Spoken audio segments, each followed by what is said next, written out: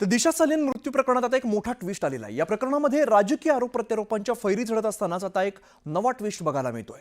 दिशा सालीन मृत्यू प्रकरणामध्ये घातपात नसल्याचं एसआयटीच्या प्रतिज्ञापत्रामध्ये उल्लेख करण्यात आला आहे। या प्रकरणातील आरोप निराधार असल्याचाही एसआयटीच्या प्रतिज्ञापत्रात म्हटलंय। तर महायुती सरकारने बनवलेल्या एसआयटी कडून हायकोर्टात प्रतिज्ञापत्र सादर केलंय।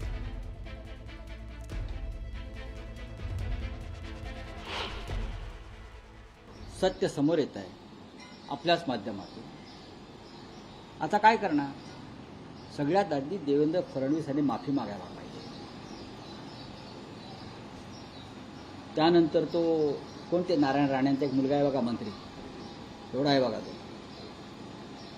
तो काहीतरी बडबडत असतो नेपाळ्यासारखा, त्याने माफी मागायला पाहिजे। नाक घासून त्याने नाक घासून माफी मागायला पाहिजे। ज्या ज्या कोणी आरोप केले आणि बदनामी केली, प्रत्येकानं नैतिकतेच्या मुद्द्यावर माफी मागणं गरजेचं आहे। काही भाजपचे नेते मंत्री, शिंदे साहेबांच्या पक्षाचे नेते मंत्री सातत्याने आदित्य ठाकरेंच्या विरोधात दिशा सालियन प्रकरणावर त्या ठिकाणी बोलत होते, खालच्या पातळीवर जाऊन बोलत होते। आता त्यांच्याकडे दोन संधी आहेत। एक, आदित्य ठाकरेजी तुम्ही माफी मागावी की तुम्ही चुकीची माहिती देत होता लोकांना, लोकांची सुद्धा माफी त्या ठिकाणी मागावी, नाहीतर मग सरकारने यांच्यावर कुठेतरी कारवाई करावी की हे गेले अनेक वर्ष इलेक्शनसाठी तिथं खोटं बोलत होते। रोज सकाळी एकनाथ शिंदे साहेबांची बदनामी करतात तेव्हा रोज माफी मागणार का ते?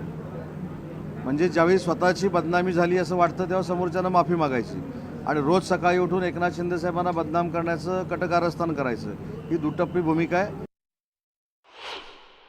हायकोर्टामध्ये जी ती तारीख होती त्या तारखेच्या दरम्यान ओशिवरा पोलीस ठाण्याच्या पोलिसांनी आपलं म्हणणं जे होतं ते जे प्रतिज्ञापत्र होतं ते सादर केलं।